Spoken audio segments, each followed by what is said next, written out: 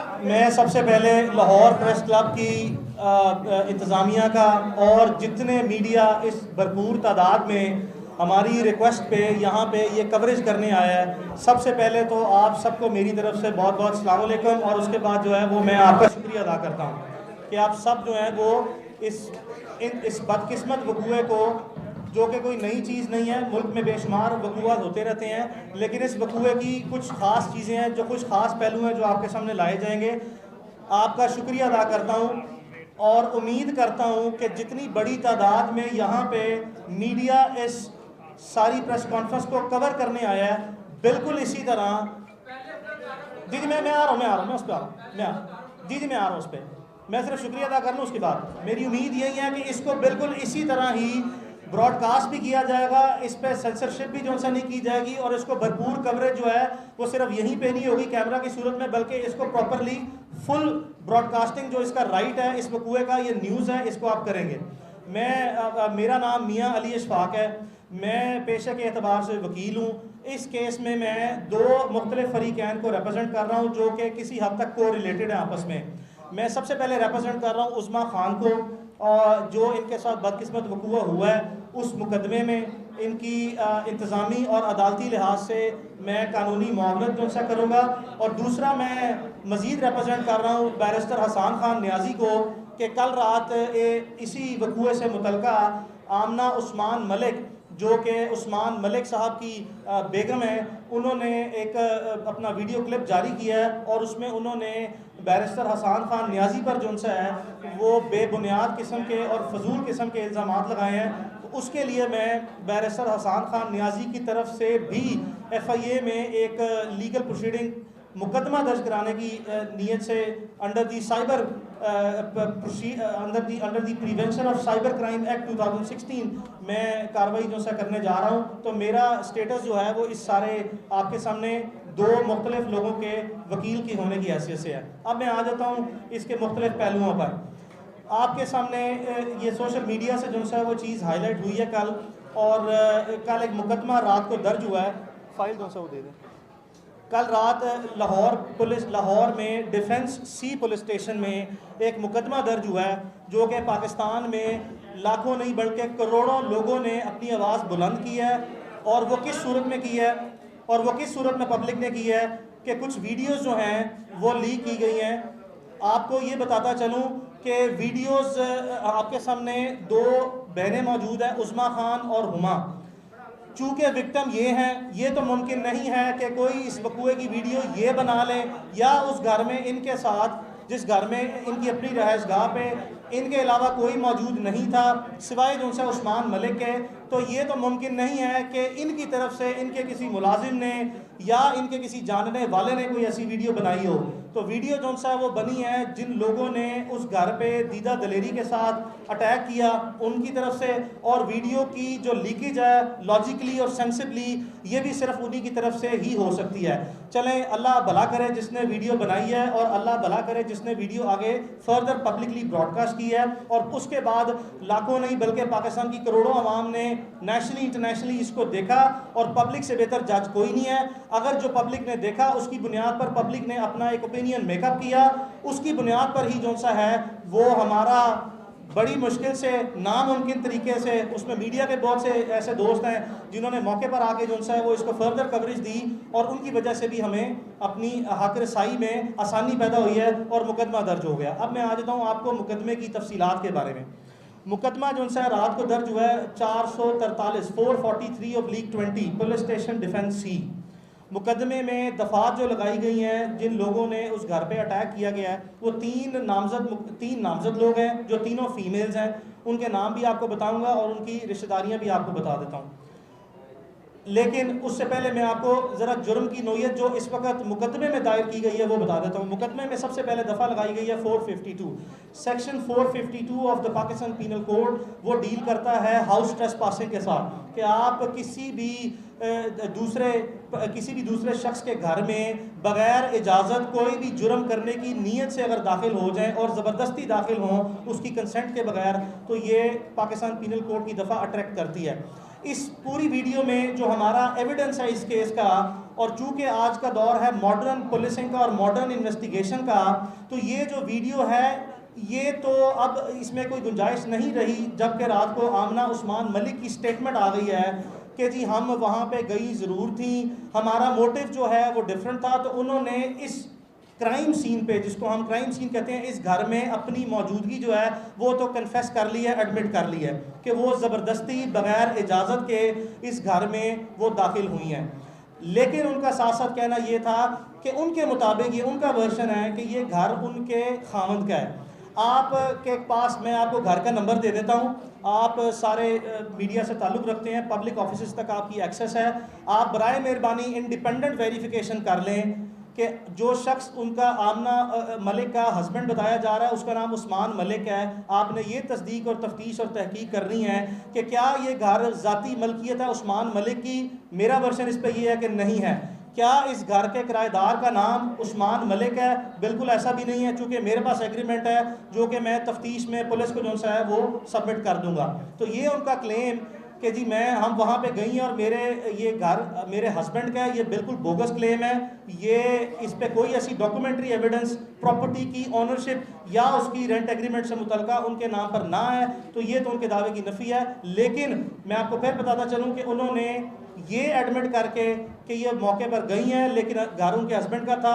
मैंने एक मिनट के लिए ये भी तस्वुराती ख्याल कर लूँ, जबकि हकीकत में ऐसा नहीं है, कि अगर उनके हस्बैंड का भी घर हो तब भी वो उस घर में दाखिल होने की मजाज ना है ज़बरदस्ती। बिल्कुल भी मैं कानूनी पोजीशन बताता फिरूँ, ये मेरा वर्शन नहीं है लेकिन वर्शन मैं अपना लेके आ रहा हूँ। ये घर में उस्मा रह रही हैं कहीं बहुत लंबे अरसे से। ना सिर्फ ये कि घर उस्मा खान के पोजेशन में है, बल्कि ये वहाँ पे इनकी रजिस्टर्ड प्रेजेंस जो सी है कागजाती सूरत में और अदरवाइज भी जो सा मौजूद है। और आप इसी सिलसिले में जो इनके नेबर्स हैं उनकी इंडिपेंडेंट स्टेटमेंट की वेरिफिकेशन भी मीडिया खुद जाके कर सकता है, जो कि हम बाद पुलिस को कराएंगे। तो पहला जुर्म तो ये है जी कि ये 452 PPC जो सा लगा है जिसमें इन्होंने अपनी प्रेजेंस मान ली है, तो ये तो जुर्म का इकरार जुर्म हो गया। इसकी कानून में 7 साल सजा है और ये एक नॉन बेलेबल ऑफेंस है। इस तरह के मुकदमात में जब इस तरह के इतनी सॉलिड, रिलायबल और वेरीफाइबल एविडेंस हो और इतनी वाज़ेह एविडेंस हो, तो आम हालात में, चूँकि ये एक ख़ास नोयत का मुकदमा है, उस पहलू पे भी नज़र डालेंगे कि क्यों ख़ास है, लेकिन आम हालात में पुलिस 5 मिनट ज़ाया नहीं करती और जिन लोगों ने जुर्म किया हो उनको गिरफ्तार करती है।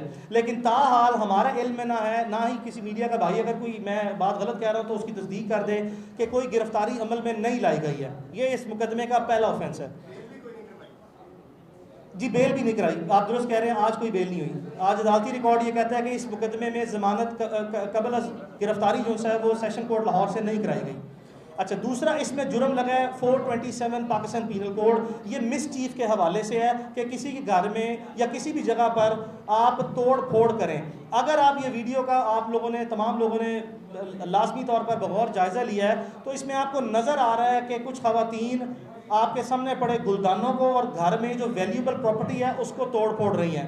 तो अगर आप सिर्फ उसकी वीडियो एविडेंस की रिलायबिलिटी पे जब तक कि वो क्वेश्चन मार्क नहीं करते कि ये जैली है या फर्जी है या ये एडिटेड है या ये ऑल्टर है, अगर ये, चूँकि मैं पहले बयान कर चुका हूँ कि आमना उस्मान मलिक ने अपने बयान में रात को एडमिट कर लिया कि मौके पर मौजूद थी और वीडियो के जो से कंटेंट्स उन्होंने वेरीफाई किए हैं, लिहाजा ये भी जुर्म जो है आपकी नंगी आंख देख सकती है, नेकेड आई से आप देख सकते हैं कि इस जुर्म का भी जिस किसी ने भी तोड़फोड़ की है वो आपको वाज़ेह तौर पर नज़र आ रहा है। तो इस सूरत हाल में भी पुलिस आम हालात में कोई ऐसे हालात हों तो गिरफ्तारी करती है, लेकिन इस जुर्म की हद तक भी कोई गिरफ्तारी अमल में तावक ना लाई गई है। तीसरा जुर्म जो सा है उस पर हमारा इन्वेस्टिगेशन में हम जो सा है वो इस चीज़ को हाईलाइट करेंगे, पुलिस को हम कायल करेंगे। अगर पुलिस ने बग़ैर वीडियो देखे हमारी नरेशन ऑफ FIR पर, यानी कि हमारी दरख्वास्त के मंदरजात को ही बुनियाद बनाते हुए FIR दर्ज की है, तो तीसरा जुर्म इन्होंने लगाया है 506। हमारा इस पे डिस्प्यूट है, ये 506 जुर्म नहीं बनता। ये 506 आगे सब सेक्शन 2 है, या उसको आप 506B कह लें या सब सेक्शन 2 कह लें, ये वो अट्रैक्ट होता है। उसकी वजह ये है कि जब आप किसी शख्स को धमकी देते हैं आम हालात में, जैसे मैं आपके सामने बैठा हूं और अगर मैं कोई धमकी अमेज़ बात करता हूं तो इसको कहते हैं 506 कि आपने किसी को जान से मार देने की या संगीन नताइज की धमकी दी। लेकिन अगर यही जुर्म में आपके सामने बैठ के कोई असला या कोई आला जिससे कोई आपकी जान को नुकसान पहुंच सकता है, अगर वो लेके करूं तो इसको कहते हैं 506B, बिकॉज जो जुर्म है उसकी पेनिट्रेशन जो सी है उसकी शिद्दत में इजाफा हो जाता है और वो बनता है 506 सब सेक्शन 2 या 506B। तो चूंकि आप वीडियो में देख सकते हैं कि जो गार्ड गए हैं अंदर इनके, जो कि जिनका ऑब्वियसली नेचुरल सी बात है, हमने जो वकूआ हुआ है वीडियो को सामने रखते हुए और अदरवाइज जो हमारे साथ वकूआ हुआ है हमने वो नरेट कर दिया है। तो वो गार्ड आप देखें तो उनके हाथ में असला मौजूद था। अब जब असले के साथ वो गए हैं और वहाँ पे मौजूद ख़वातीन जिनको हमने इस केस में नामजद किया है और जिनके मैं आपके सामने नाम और किरदार और उनके फैमिली रिलेशनशिप लेके आऊँगा, उन्होंने आपने वीडियो में सुना कि धमकी दी है और आप ये भी वीडियोस में देख रहे हैं कि गार्ड्स को जो कि असले से मौजूद हैं उनको कहा जा रहा है कि इनके ऊपर, लड़कियों के ऊपर चढ़ाई करें, यानी कि जिस्मानी तौर पर आप देख रहे हैं कि वो इनके ऊपर चार्ज कर रहे हैं, इनके ऊपर जो है चढ़ने की कोशिश कर रहे हैं। ये मैं नहीं कह रहा, ये वीडियो में सबूत मौजूद हैं। तो इन हालात में जब आपके पास असला है और आप थ्रेट कर रहे हैं किसी को असले के जोर पे, तो कानूनी तौर पर जो सा है ये बड़ी मुस्तनद किस्म की राय है, ये कंसिडर्ड ओपिनियन है, इसमें कोई फ्लेक्सिबिलिटी नहीं है कि 506B या 506 सब सेक्शन 2 जो सा अट्रैक्ट करता है जिसकी 10 साल सजा है। तो हम पुलिस से ये उम्मीद भी रखते हैं, हम उनके सामने अपना इस मौक़िफ़ को भरपूर तरीके से पेश करेंगे। हमें आपकी भी रहनुमाई चाहिए होगी, आप अपना इंडिपेंडेंट एक्सपर्ट का ओपिनियन भी लें कि हम कायल करेंगे कि इस मुकदमे में 506B ये हल्का ऑफेंस है, 506 जो कि काबिल ज़मानत है जिसकी 2 साल सज़ा है, और जो 506B है उसकी 10 साल सज़ा है, वो नाकाबिल ज़मानत जुर्म है, उसको इस केस में ऑल्टर किया जाए, अमेंड किया जाए या उसको चेंज किया जाए, उसको असल सूरत में हक़ाइक़ और जितने सबूत हैं उसकी बुनियाद पर जो सा है वो तफ्तीश सामने लाई जाए और इस जुर्म को आज़ाद किया जाए। तफ्तीश की ज़ुबान में इसको ये कहते हैं। अब आ जाते हैं पुलिस के किरदार पे। देखें, इसमें कोई शक नहीं है, आप ये ईद से एक दिन पहले का वकूआ है, गालिबन ये 20 तारीख की रात वकूआ है, ये 23 का। हमने अब पूरा मुल्क जानता है कि बड़े नेचुरल से सर्कमस्टांसिस थे, पूरे मुल्क में ईद थी, हमारी लॉ इन्फोर्समेंट जो है वो काम तो कर रही होती है, लेकिन पूरे पाकिस्तान में पब्लिक ऑफिसेज और प्राइवेट ऑफिसेज का तकरीबन सारा स्टाफ, अगर नहीं तो सिर्फ 90% स्टाफ जो है वो छुट्टी पे होता है। तो इन हालात में हमारी सुनवाई कोई नहीं हुई, हम ज़ुबानी तौर पर गए हैं, हमें दुदकार के जो सा बाहर भेज दिया गया है। उसके बाद जिस वक्त ये सोशल मीडिया पर सर्कुलेट हुआ है, हमने दोबारा, कल पहला वर्किंग डे था सरकारी छुट्टियों के बाद, हम दोबारा गए हैं और हमने फौरी तौर पर अपनी शिकायत दर्ज कराई है। पहले चंद घंटे, 10 से 12 घंटे, इसमें कोई शक नहीं है कि हमारी सुनवाई नहीं हुई। कुदरती तौर पर जो सा है वो पुलिस का इनिशियल मौक़िफ़ ये था कि हमारे ऊपर दबाव है, हम कुछ नहीं कर सकते, नीचे SHO की लेवल पर बात कर रहा हूँ।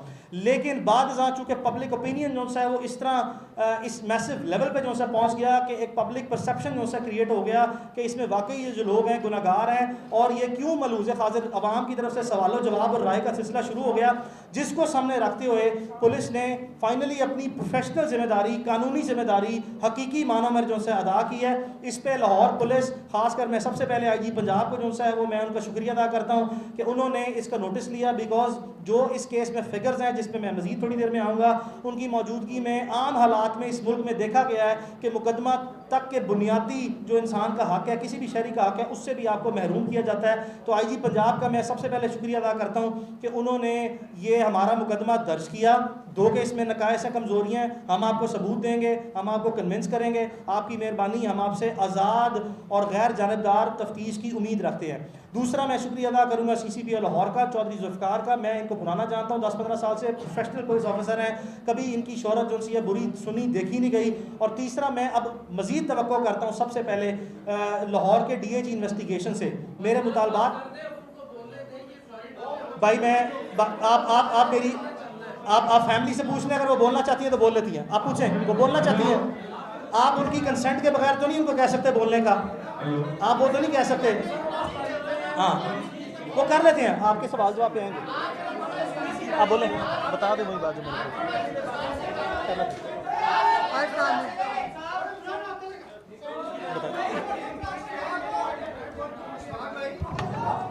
फोटोग्राफी नहीं हो रही, बराए मेहरबानी उनको जगह दे दीजिए। जी पहले तो मैं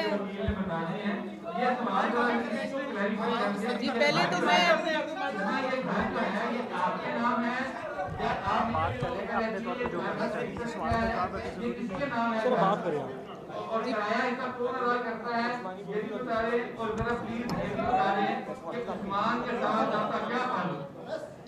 जी पहले तो मैं आप सबका शुक्रिया अदा करना चाहती हूँ, आज सब लोग यहाँ पर आए। जी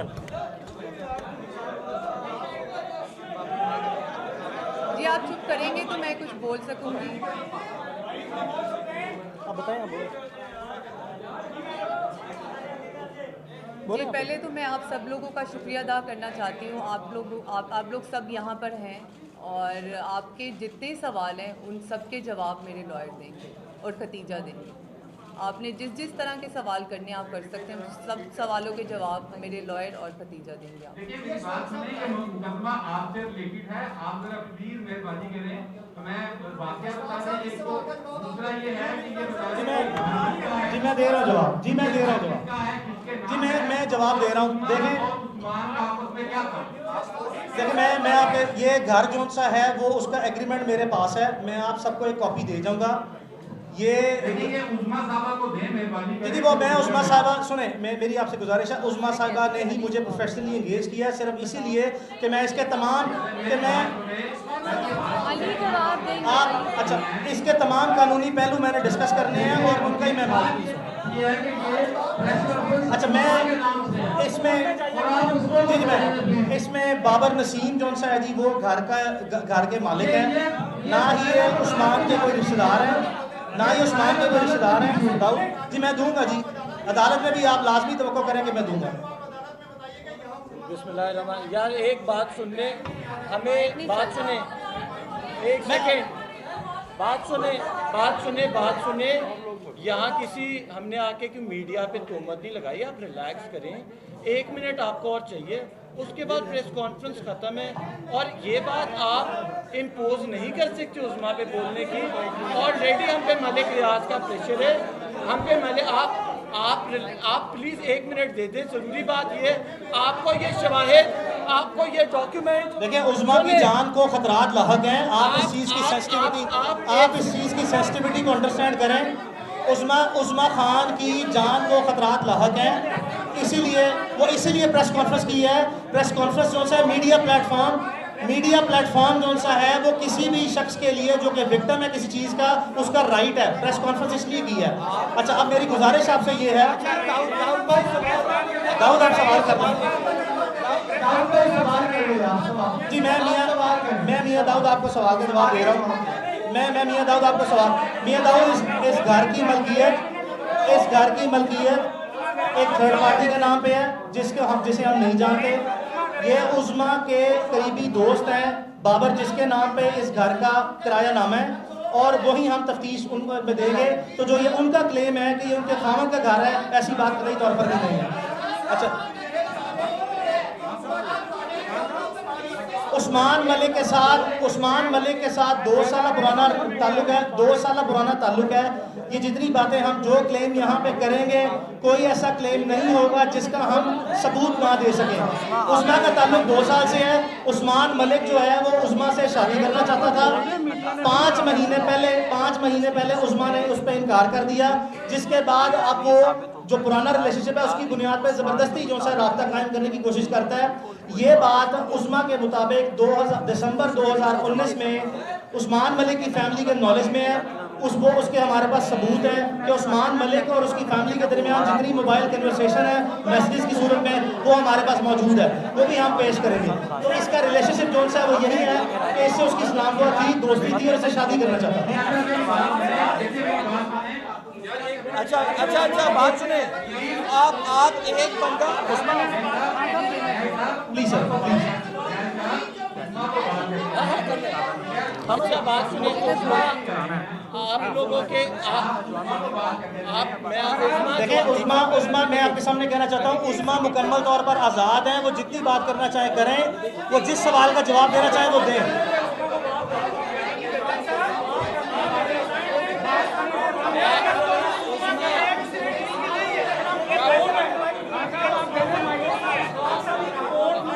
आप उस्मा से सवाल करें, मैडम आप उस्मा से सवाल करें।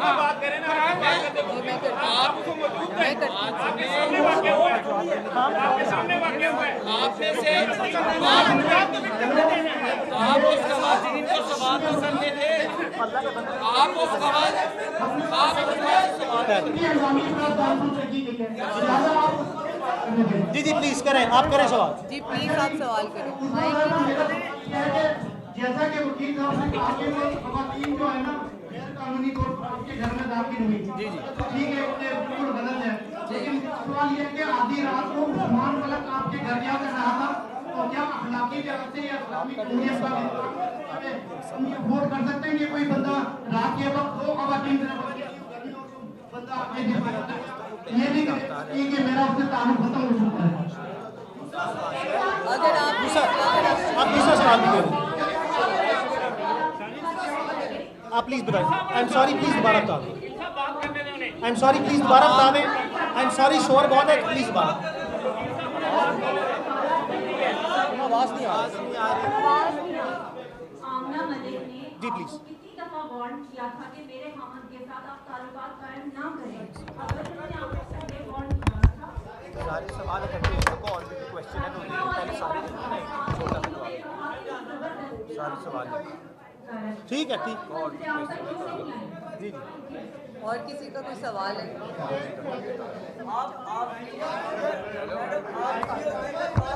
सवाल हो गया।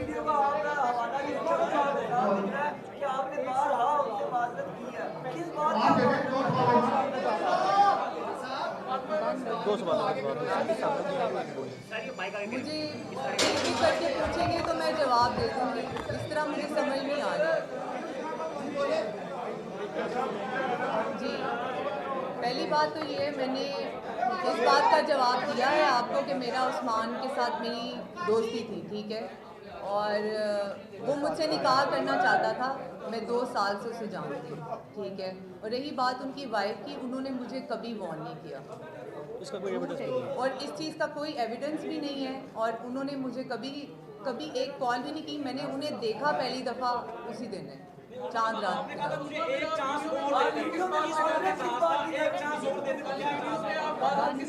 वो उन्होंने मेरे ऊपर गन रखी हुई थी, इसीलिए मैं उन्हें कह रही थी कि मुझे एक चांस और दे दे प्लीज़, आप मुझे माफ़ कर दें। ऐसा कोई वाक़या पहले नहीं हुआ।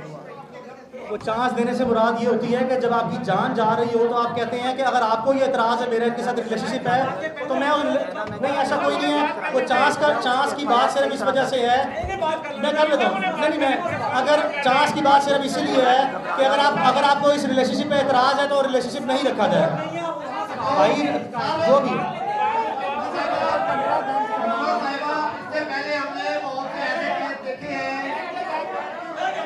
बहुत से ऐसे केस देखे हैं, बीच में लोगों के साथ फिर लेन देन हो गया, मामला तय हो गए और बड़ी रकमें ली है। जदोई का कराची में केस इसी तरह का था और उसमें उन्हें फिर भारी मुआवजा लिया लड़की वालों। बहुत अच्छा सवाल है। कहीं आप भी ऐसे ड्रामा तो नहीं कर रही, कोई पैसे कैसे लेने का प्रोग्राम तो नहीं लंबा चौड़ा? ऐसा कुछ होता तो मैं आज यहाँ ना होती। आपको क्या लगता है ऐसा कुछ होता तो मैं यहाँ आज आप लोगों के सामने ना बैठी होती? अगर मुझे बात ख़त्म करनी होती, लेन देन ही करना होता तो मैं ये मुकदमा ही ना दर्ज करती। हेलो, अच्छा ये वीडियो वायरल हुई है। जी बताएं। जी भाई बताएं, भाई ये झूठ है। चले, मैं भाई का सवाल है। कौन सी मिस 111 कह रही है? भाई आप ही कह रही है? मैं अच्छा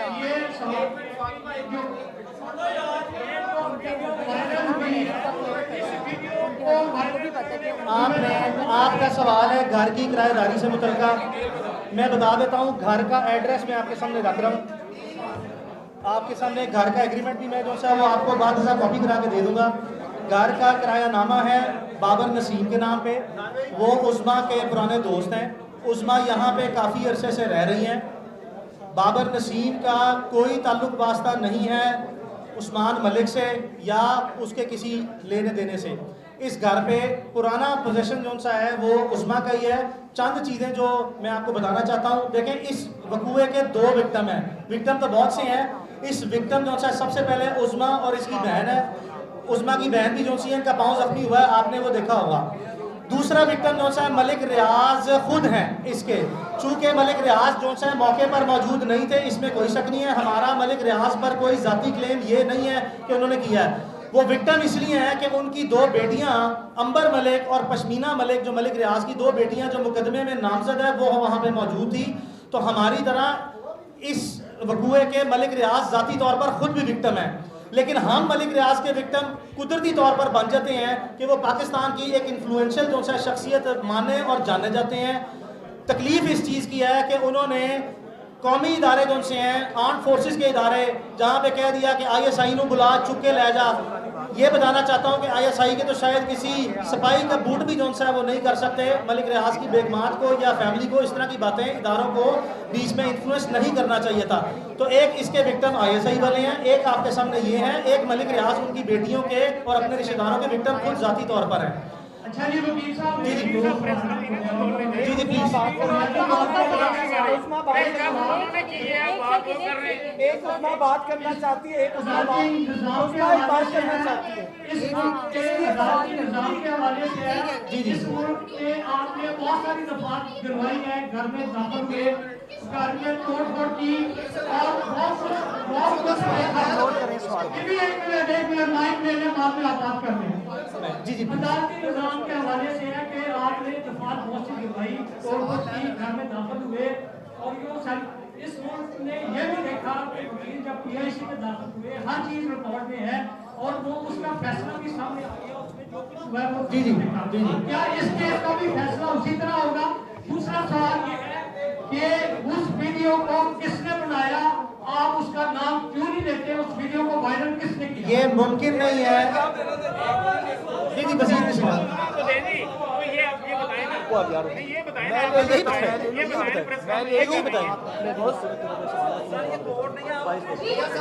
उस्मा एक बात करना चाह रही है।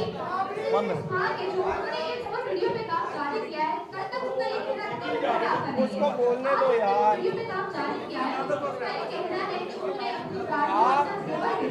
और वो सारी चीजें जो वो बेचती रही हैं, वो उनके शोहर आपके नाम करते रहे हैं, आपको देते रहे हैं। इस वीडियो में उनके इस्तेमाल में किस हद तक कहाँ पे है सब कुछ कहाँ पे है? उनको मतलब भी पता है कि ऐसी बात नहीं है। अगर कोई ऐसी बात है, अगर कोई ऐसी बात है तो वो अपना मुकदमा अपने खामन के खिलाफ दर्ज कराएं, अपने खामन के खिलाफ मुकदमा दर्ज कराएं कि जो उनकी मलकियत थी उनकी इमारत में खयानत करते रहे। आप कर लेते हैं, इनको ना लेकर आते, आप कर लेते हैं। बहुत बड़ी बात है। आप तो प्रेस कॉन्फ्रेंस कर रहे हैं, वो कर ही नहीं, बोल ही रहे जिनके साथ वाकया हुआ है। बोलो वकील साहब नहीं बोलने दे रहे, कन्फर्म नहीं कर वकील साहब नहीं बोलने दे रहे। उन्हें अगर लगता है कि वो पैसों का बात करके और इस तरह की बात करके वो सही साबित हो जाएंगे, तो ऐसा तो मुमकिन नहीं है। जो उन्होंने किया है उस चीज़ का उन्हें मुझे जवाब देना पड़ेगा कि उन्होंने ये मेरे साथ क्यों किया। और रही बात उस्मान मलिक की, उस्मान मलिक अभी तक मुझे मैसेजेस कर रहे हैं और कॉल्स कर रहे हैं। आप कितना किराया दे रहे बाबर साहब को? अच्छा वो बता दो, मैसेज वाली बात कर दो। कितना किराया दे रहे बाबर साहब को? उनका सवाल बाबर साहब को कितना किराया दे? उनका मैं सवाल बात कोर्ट में प्रूव करूंगी कि उस्मान की कॉल्स, डिटेल्स और मैसेजेस अभी भी मेरे पास हैं और मुझे वो कॉल्स कर रहे हैं। कितना किराया दे रहे बाबर साहब को? मैडम आप कितना किराया दे रहे बाबर साहब को? सवाल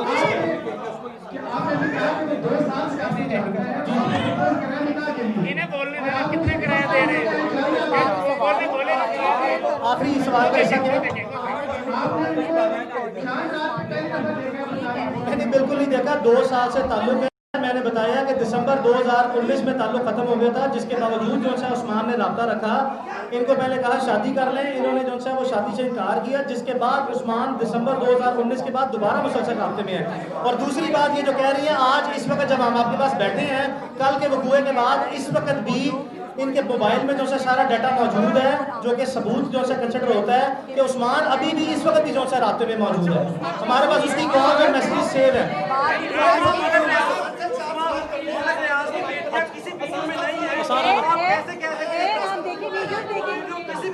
अच्छा हम मुतालबात आप मज़ीद सवाल ले लीजिए, मैं साथ से मुतालबात आपके सामने रख देते हैं। मुतालबात हमारे जो से 3-4 हैं, हमारे 3-4 मुतालबात हैं। हमारा सबसे पहला मुतालबा ये है, हमें सबसे पहला हमारे मुतालबा सुन लें फिर उससे सवाल करें। हमारा सबसे पहला मुतालबा जो है वो ये है कि हमें सिक्योरिटी जो है मुहैया की जाए फिल फॉर। इसमें कोई शक नहीं है कि हमारी जान को लाजमन खतरा है। हमें जिस तरह कल रात से मुख्तलिफ तरीकों से टेलीफोनिकली नामालूम जो है लोग आते हैं, हरासा कर रहे हैं, कभी गाड़ी आगे लगाते हैं, कभी पीछे लगाते हैं, हमें फिल फौर जो है सिक्योरिटी दी जाए, ये पहला मुतालबा है। हमारा दूसरा मुतालबा ये है कि कम अज़ कम तफ्तीश जो है वो DIG इन्वेस्टिगेशन लाहौर की ज़ाती सरबराही में हो और उसके 2 न्यूट्रल मेंबर्स जो से हैं जो लाहौर डिस्ट्रिक्ट से ना हो वो भी जो है वो लिए जाए। ये हमारा दूसरा मुतालबा है।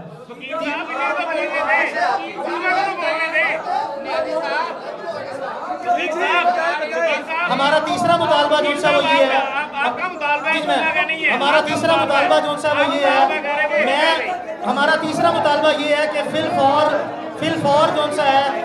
फौर जो है मुल्ज़िमान की गिरफ्तारी जो है अमल में लाई जाए और कतई तौर पर यह तासुर न दिया जाए कि ये बाअसर लोग हैं, कानून से ज़्यादा रोब और ताकत किसी चीज़ की नहीं होती। बराए मेहरबानी को गिरफ्तार किया जाए।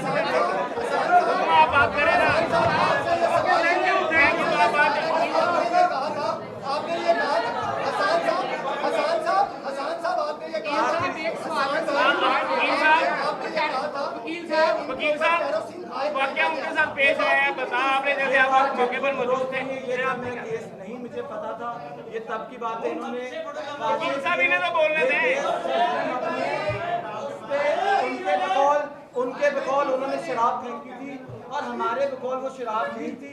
इन्वेस्टिगेशन में हम चाहते हैं कि हमारा क्या है, उन्होंने चलाने की कोशिश की लेकिन क्योंकि हमारे पास वाज़ेह सबूत नहीं, हमने सच और हक पे केस लड़ने में एक आपसे और FIR में भी शामिल नहीं है। आपको एक रिक्वेस्ट दे रहा हूँ, आप में से किसी ने कहा था कि उन्होंने आपको अप्रोच किया।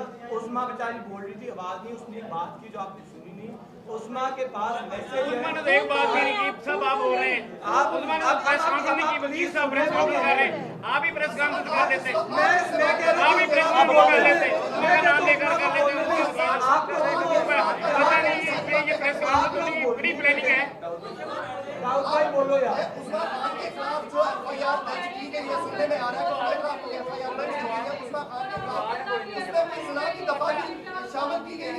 हमारे इनमें कोई ऐसी FIR नहीं है। नैती साहब का बात है, नैती साहब का बात